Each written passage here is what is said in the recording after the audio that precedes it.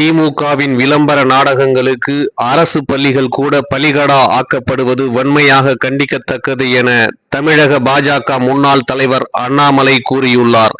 இது பற்றி அவர் தனது எக்ஸ் பக்கத்தில் வெளியிட்டுள்ளதாவது: திருச்சி மாவட்டம் உப்புலியாபுரம் ஊராட்சி ஒன்றியத்திற்குட்பட்ட ஆலத்துடையான்பட்டி ஊராட்சியில் நூற்றாண்டு விழா கண்ட ஒன்றிய நடுநிலைப் பள்ளிக்கு விடுமுறை அளித்து நேற்றைய தினம் திமுக அரசின் உங்களுடன் ஸ்டாலின் திட்ட முகாம் நடைபெற்றிருக்கிறது.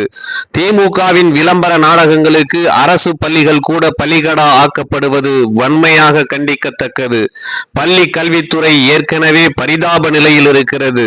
பள்ளி கல்வித்துறை அமைச்சரின் சொந்த மாவட்டத்திலேயே சுமார் 100க்கும் அதிகமான மாணவர்கள் பயிலும் பள்ளிக்கு விடுமுறை அளித்து திமுகவின் விளம்பர நிகழ்ச்சிகள் நடத்தும் அளவுக்கு அதிகார துஷ்பிரயோகம் நடைபெறுகிறது.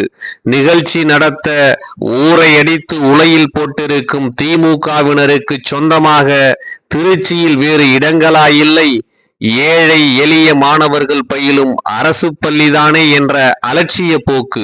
திமுகவின் இந்த மக்கள் விரோத போக்குக்கு வரும் 2026 தேர்தலில் தமிழக மக்கள் முடிவு கட்டுவார்கள் என்று பதிவிட்டுள்ளார்.